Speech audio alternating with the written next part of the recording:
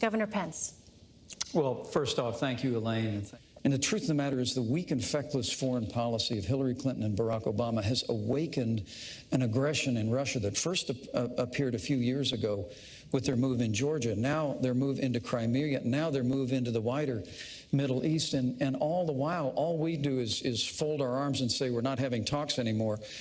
To answer your question, we just need American strength. Senator, I'll work with you when you go back to the Senate. I promise you, we'll work with you to reform the immigration system.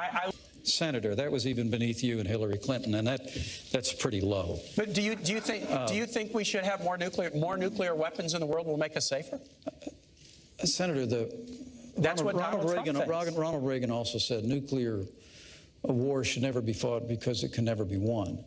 And the United States of America needs to make investments in modernizing our nuclear force for both deterrence Donald Trump's claim that more nations should get nuclear to our allies. But let me go back to this Iran thing. I mean, he keeps saying that that Hillary Clinton, who started the deal with the Iranians, prevented Iran from getting a nuclear weapon. That's what the Israeli head of the Joint Chiefs of Staff is saying right now. Well, that's not what Israel thinks. Gadi Eisenkot, you can go check it. You wouldn't necessarily know that. I know you boycotted Prime Minister Netanyahu's speech. No, I visited him in his office. I visited him in his office. You boycotted the speech.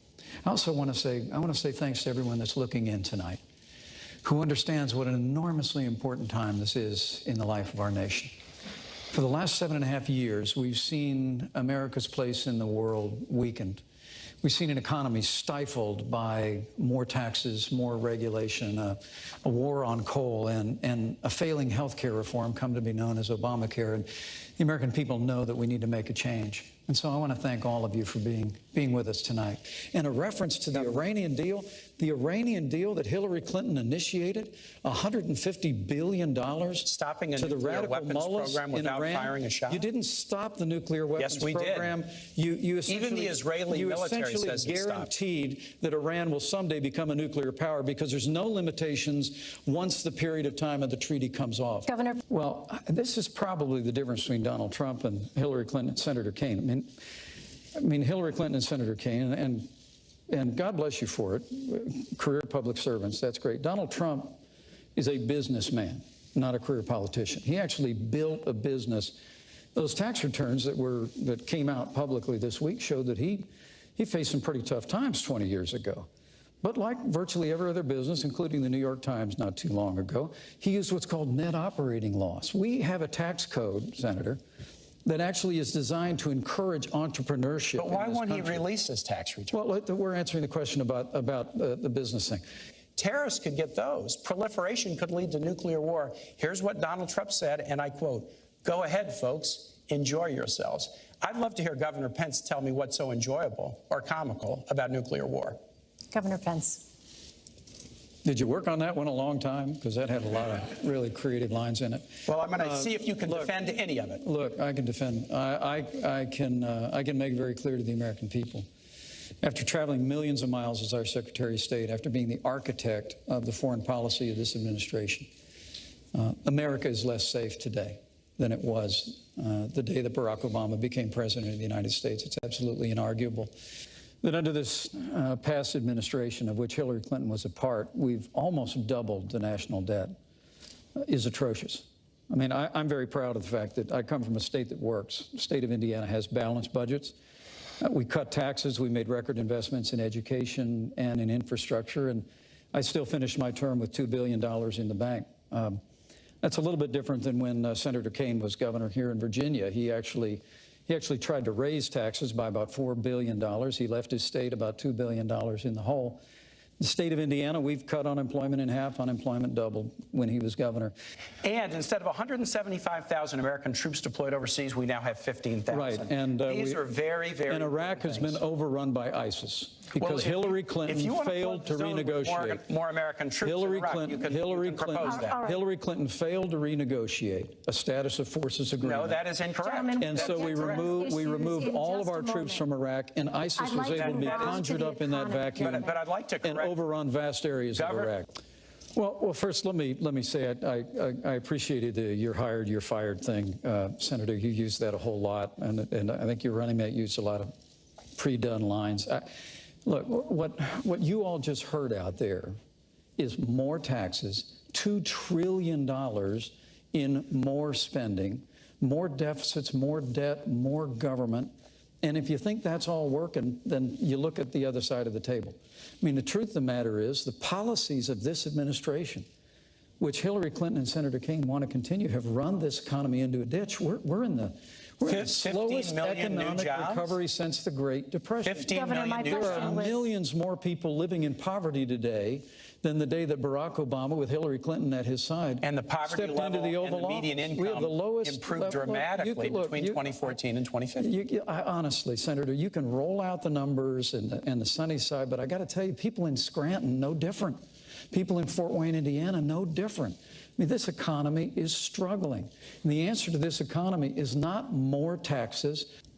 You know, at the risk of agreeing with you, community policing is a great idea. It's worked in the Hoosier State, and we fully support that. Donald Trump and I are going to make sure that law enforcement have the resources and the tools to be able to really restore law and order to the cities and communities of this nation. It's probably why the 330,000 members of the Fraternal Order Police endorsed Donald Trump as the next president of the United States of America, because they see his commitment to them. They see his commitment to law and order. But they also hear the bad-mouthing that comes from people that seize upon tragedy in the wake of police action shootings as a reason to use a broad brush to accuse law enforcement of implicit bias or institutional racism. And that really has got to stop. I mean, when an African-American police officer in Charlotte named Brentley Vinson, an all-star football player who went to Liberty University here in the state, came home, followed his dad into law enforcement, joined the force in Charlotte in 2014, was involved in a police action shooting that claimed the life of Keith Lamont Scott. It was a tragedy.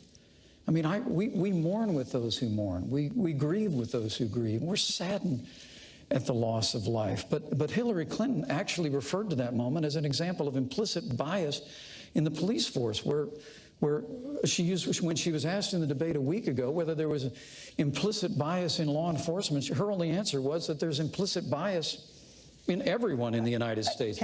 But I have to tell you, I was listening to the avalanche of insults coming out of Senator Kaine a minute ago. These were Donald. He says, hold on a second. It's my time, Senator. It is, in fact, the governor's time. I apologize. This is your 2 minutes. Thanks, I forgive you. He says ours is an insult-driven campaign. Did you all just hear that? Ours is an insult-driven campaign. I mean, to be honest with you, if Donald Trump had said all the things that you said he said in the way you said he said them, he still wouldn't have a fraction of the insults that Hillary Clinton leveled when she said that half of our supporters were a basket of deplorables. She said they were irredeemable. They were not America. I mean, it's extraordinary. And then she laid one after another ism on millions of Americans who believe that we can have a stronger America at home and abroad, who believe we can get this economy moving again, who believe that we can end illegal immigration once and for all. So, Senator, this insult-driven campaign, I mean, that's small potatoes compared to Hillary Clinton calling half of Donald Trump's supporters a basket of deplorables. Well, let me say first and foremost that, Senator, you and Hillary Clinton would know a lot about an insult-driven campaign. It really is remarkable. At a time when literally, in the wake of Hillary Clinton's tenure as Secretary of State, where she was the architect of the Obama administration's foreign policy, we see entire portions of the world, particularly the wider Middle East, literally spinning out of control. I mean, the situation we're watching hour by hour in Syria today is a result of the failed foreign policy and the weak foreign policy that Hillary Clinton helped lead in this administration and create. the newly emboldened the aggression of Russia, whether it was in Ukraine or now you their guys heavy-handed love Russia. approach. You both Their heavy-handed approach. You both have said Vladimir Putin is a Gentlemen, better we're going to leader get to than the Russia president. in just a moment, but I do want to get back to the But in question. the midst, yeah, Elaine, thank you, thank you, Senator. These guys have praised Vladimir Putin as a Yes, great and leader. we will How get can to they that, defend Senator. that? We do have that coming up here. But in the meantime, the questions were Senator, I about must have your hit running mates. I must have hit a nerve here. But there's a reason why people question the trustworthiness of Hillary Clinton, and that's because they're paying attention. And I look forward, if I'm privileged to be in this role, of working with you in the Senate to make sure that we resource that effort. We will and that work have together in whatever roles we inhabit. We have an intelligence serve. But I will also tell you that it's important in this moment to remember that Hillary Clinton had a private server in her home that had classified information on it about drone strikes. Emails from the President of the United States of America were on there. Hey, thank you for watching. Don't forget to like, comment, share, and subscribe if you'd like to see some more. Also, on the top left of your screen is our most recent video, and on the bottom right is the most recent from my second channel. Thank you once again.